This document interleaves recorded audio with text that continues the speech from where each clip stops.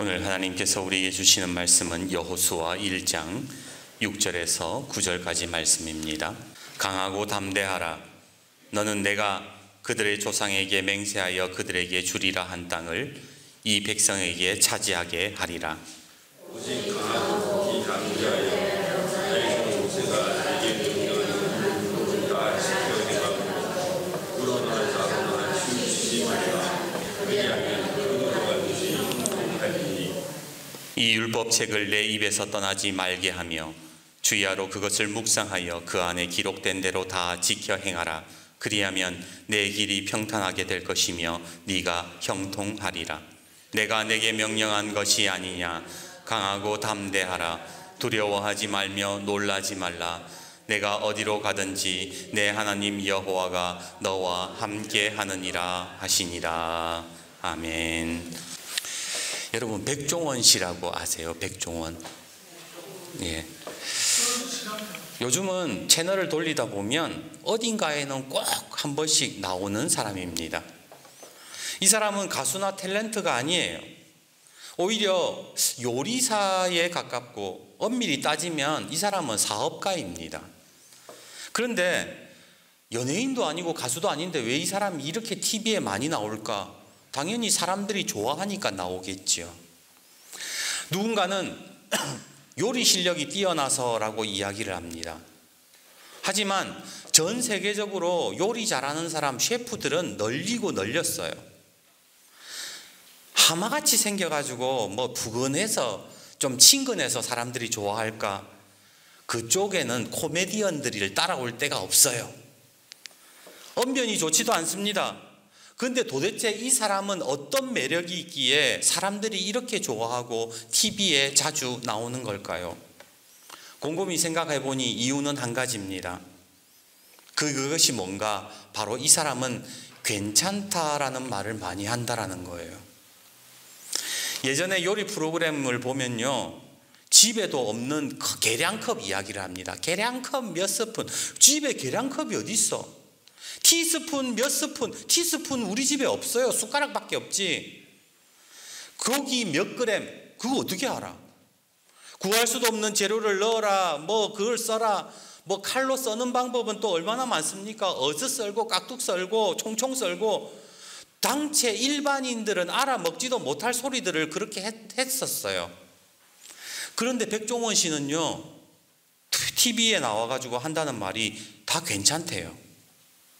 그냥 대충 썰어래요. 어차피 뱃속에 들어가면 다 똑같다는 거예요.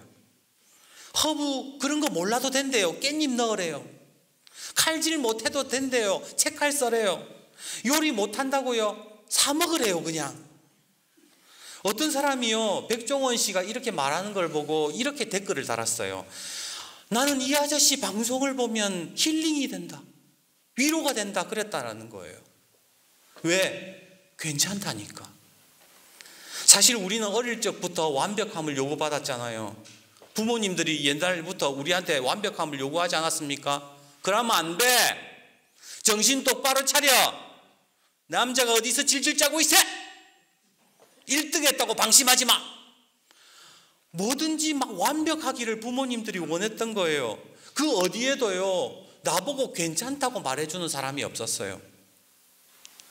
계속해서 더 좋은 스펙을 가지라고 강요받고 끊임없이 경쟁하면서 살았잖아요. 그런데 어느 날 하마같이 생긴 아저씨가 나와가지고는 다 괜찮다는 거예요. 요리 못해도 괜찮다는 거예요. 사 먹으라는 거예요. 그러니까 사람들이요, 아무도 괜찮다고 말 안 해주는데 그 사람은 괜찮다 그러니까 마음에 위로가 되었던 거예요. 미당 서정주 시인은 1956년에 이런 시를 발표했습니다. 제목, 내리는 눈밭에서. 괜찮다, 괜찮다, 괜찮다, 괜찮다. 수북히 내려오는 눈발 속에서는 까투리 메추라기 새끼들도 깃들이어 오는 소리. 괜찮다, 괜찮다, 괜찮다, 괜찮다. 포근히 내려오는 눈발 속에서는 낯이 붉은 처녀 아이들도 깃들이어 오는 소리. 울고 웃고 수구리고 새파란이 얼어서 운명들이 모두 다 안기어 드리는 소리. 큰 놈에겐 큰 눈물 자국, 작은 놈에게는 작은 웃음 흔적. 큰 이야기 작은 이야기들이 오부록이 도랑거리며 안기어오는 소리. 괜찮다, 괜찮다, 괜찮다, 괜찮다. 끊임없이 내리는 눈발 속에서는 산도, 산도, 청산도 안기어 드는 소리. 이 시가 1956년에 발표됐습니다. 1956년이면 6.25 전쟁의 상흔이 아직 남아있을 때예요. 온 땅은 1953년도에 6.25가 끝났잖아요. 그러니까 이제 전쟁이 끝난 지 한 2년, 한 3개월 이 정도밖에 안 됐던 거예요. 온 땅이 포탄으로 초토화가 되어 있어요. 수많은 사람들이 죽었어요. 2년 만에 죽어간 사람들과 죽지 못해서 사는 사람들, 그렇게 아수라장이 되어 있는 그 생사회 속에서 아무도 희망이라는 것을 발견하지 못하는 시절에 시인은요, 위로해 주고 싶었던 거예요. 괜찮다고. 괜찮다. 괜찮다. 우리가 살아가면서 부모님으로부터 괜찮다라는 말을 한 번이라도 들었으면 얼마나 좋았을까요? 그리고 내 자녀에게 괜찮다라는 말을 우리는 얼마나 해봤을까요? 오늘 여러분에게 여쭙고 싶습니다. 여러분들은 어떠세요? 괜찮으세요? 그리고 여러분 주변에 괜찮다고 말해주는 사람은 있습니까? 어릴 적 소아마비 장애를 가지고 태어났던 소녀가 있었습니다. 늘 목발을 짚으며 다녀야 했고 불편한 몸 때문에 친구들과 어울려 노는 법을 몰랐습니다. 어느 날 구석에 앉아가지고 친구들이 뛰어노는 것을 보고 있는데 그곳을 지나가던 엿장수가 그 목발을 짚은 채 서 있는 소녀를 보더니 다가가서는 엿가락 2개를 쥐어주었어요. 그리고 이렇게 말합니다. 괜찮아, 괜찮아.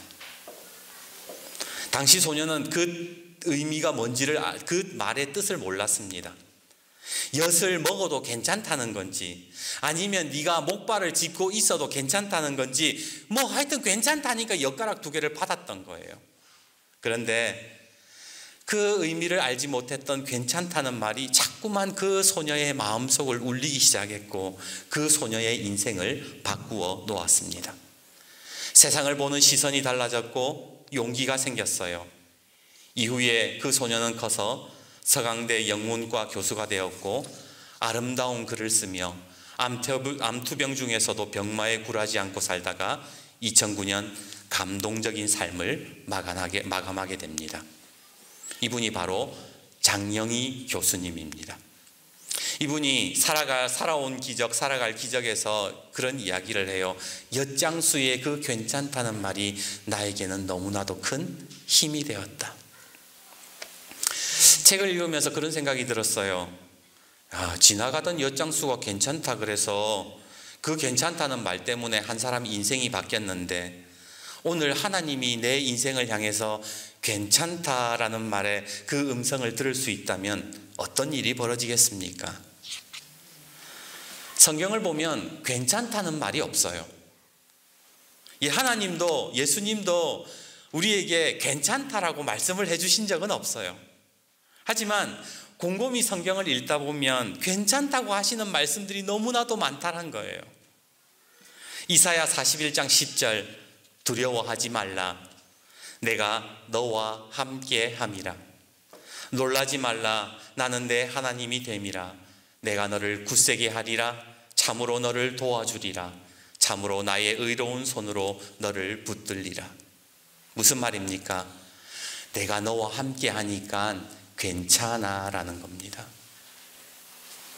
이사야 43장 1절에서 3절은 또 이렇게 말씀합니다. 야곱아, 너를 창조하신 여호와께서는 지금 말씀하시느니라. 이스라엘아, 너를 지으신 이가 말씀하시느니라. 너는 두려워하지 말라. 내가 너를 구속하였고 내가 너를 지명하여 불렀나니 너는 내 것이라. 네가 물 가운데로 지날 때에 내가 너와 함께 할 것이라. 강을 건널 때에 물이 너를 침몰하지 못할 것이며 내가 불 가운데로 지나갈 때에 타지도 아니할 것이요 불꽃이 너를 사르지도 못하리니 대저 나 여호와 내 하나님이요 이스라엘의 거룩한 이요 너희의 구원자임이라.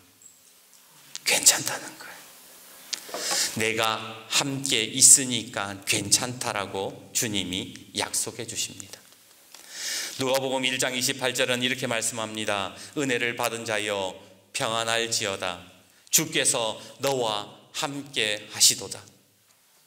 사도행전 18장 10절 내가 너와 함께 있음에 어떤 사람도 너를 대적하여 해롭게 할 자가 없으니 이는 이 성중에 내 백성이 많음이라 하시더라. 그리고 예수님께서는 하늘로 부활하시고 하늘로 올라가시면서 마지막으로 우리에게 위로해 주셨습니다. 볼지어다 내가 세상 끝날까지 너와 항상 함께 있으리라. 괜찮다는 거예요. 괜찮다는 거예요. 하나님은 괜찮다는 말씀을 함께 한다라고 말씀하셨습니다. 그리고 이 함께 한다는 말씀은 성경 전반에 걸쳐서 지속적으로 우리에게 약속을 하고 있습니다. 오늘 저와 여러분은 어떻습니까? 괜찮다, 내가 너와 함께 할 것이다 라는 이 말씀에 힘이 되고 위로가 되십니까? 오늘 본문의 여호수아도 마찬가지입니다. 하나님께서는 여호수아에게도 괜찮다 그러셨어요. 9절 말씀을 보십시오. 내가 내게 명령한 것이 아니냐?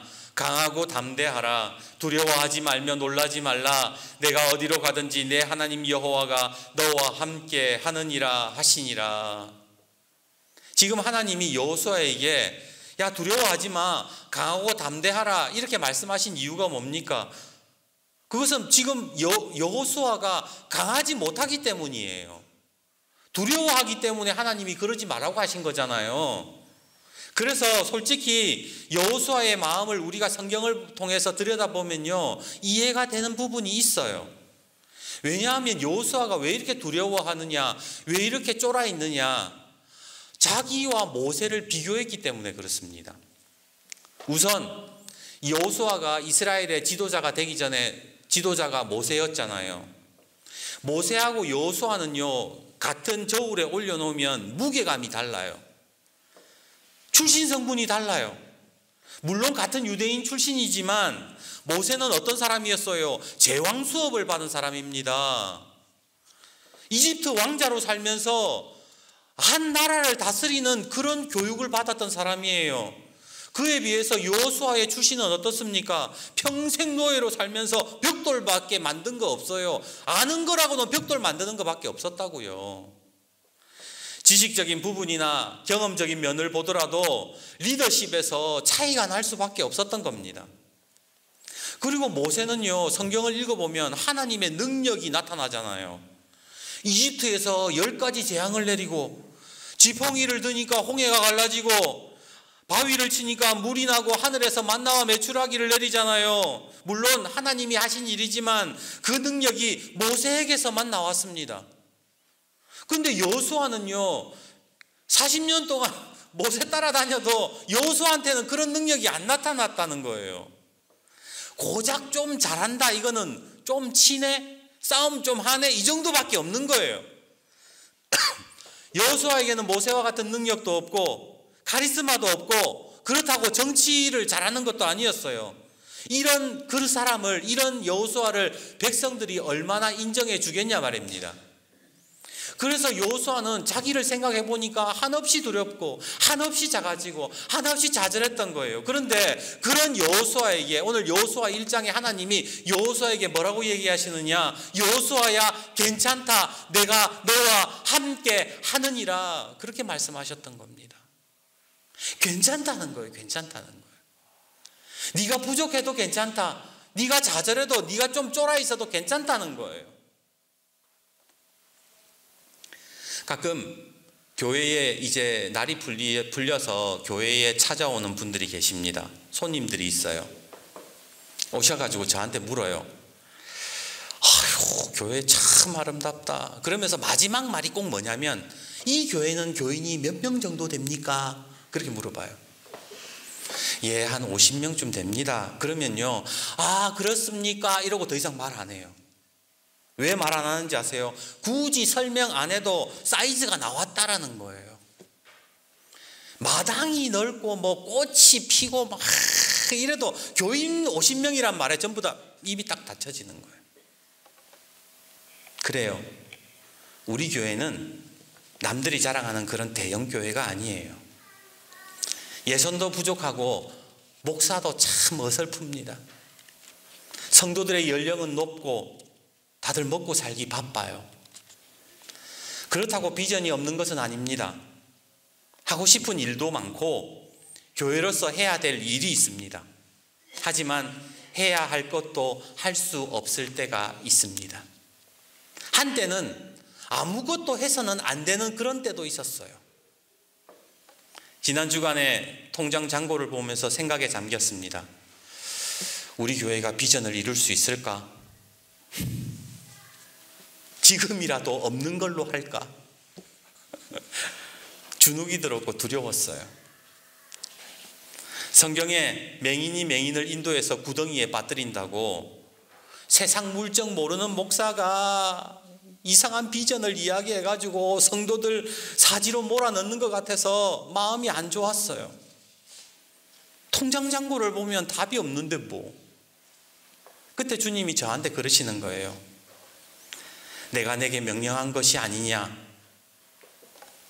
강하고 담대하라. 두려워하지 말라. 놀라지 말라. 내가 어디로 가든지 내 하나님 여호와가 너와 함께 하느니라. 그러니 괜찮다. 설교를 준비하다가 서정주 시인의 그 시를 바꾸어 봤어요. 괜찮다, 괜찮다, 괜찮다. 함께 하시마 약속하시는 하나님의 음성. 울고 웃고 수그리고 얼어있는 내 삶에 깃들이어 다가오는 소리. 가정과 교회 그리고 내가 속한 모든 생활 속에서 세미한 음성으로 다가와 위로하시는 그 말씀. 내가 너와 함께 하느니라. 괜찮다, 괜찮다, 괜찮다, 괜찮다. 주님의 마음이 느껴져서 찬양을 불렀습니다. 오늘 우리가 설교 후에 아까 불렀던 찬양이지요. 주님과 같이 내 마음 만지는 분은 없네. 오랜 세월 찾아 난 알았네. 내겐 주밖에 없네. 주님과 같이 내 마음 만지는 분은 없네. 주 자비 강같이 흐르고 주 손길 치료하네. 고통받는 자녀 품으시니 주밖에 없네. 오늘 이 시간 우리 주님께서 여러분의 마음도 만져주시기를 주님의 이름으로 축복합니다. 이제 말씀을 맺습니다. 지난 수요일 아브라함의 실수에 대해서 설교를 했습니다. 아브라함은 우리가 알다시피 하나님의 말씀을 따라간 사람이잖아요. 믿음의 조상이잖아요. 믿음 참 좋은 사람이잖아요. 그런데 그렇게 믿음이 좋은 사람이 엉뚱한 짓을 하고 실수를 합니다. 이 사람이 믿음이 좋은데 기도를 안 해요.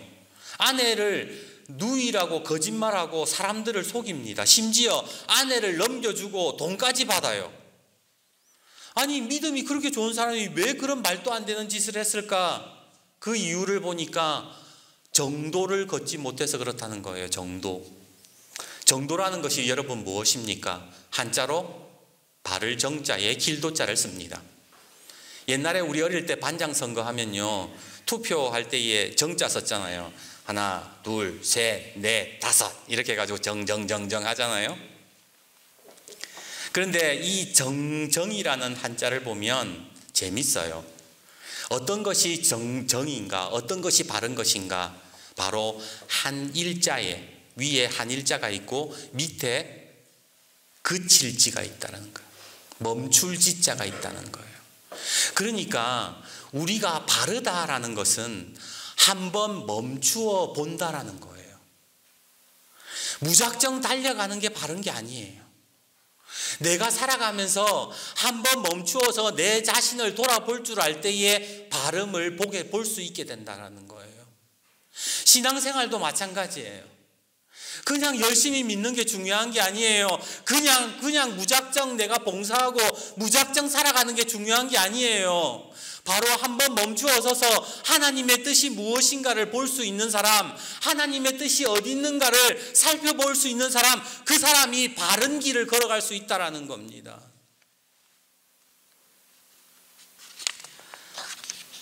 아브라함은요, 그냥 열심히 하나님의 말씀을 따라갔지만 한번 멈추어 서지를 못했던 거예요. 아, 그렇구나. 우리가 바르게 신앙생활을 한다는 것은 한번 멈추어 서서 예수님을 생각하는 것이구나.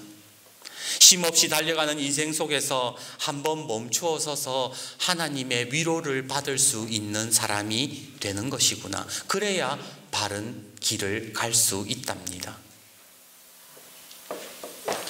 이 시간 바라옵기는 우리의 고달픈 인생 속에서 한번 멈추어 서서 하나님의 위로를 좀 받았으면 좋겠습니다. 이 말씀을 준비하면서 기도했어요. 하나님, 우리 성도들 지금 많이 바쁩니다. 많이 어려워하고 있습니다. 하나님, 숨구멍 한번 틔워주세요.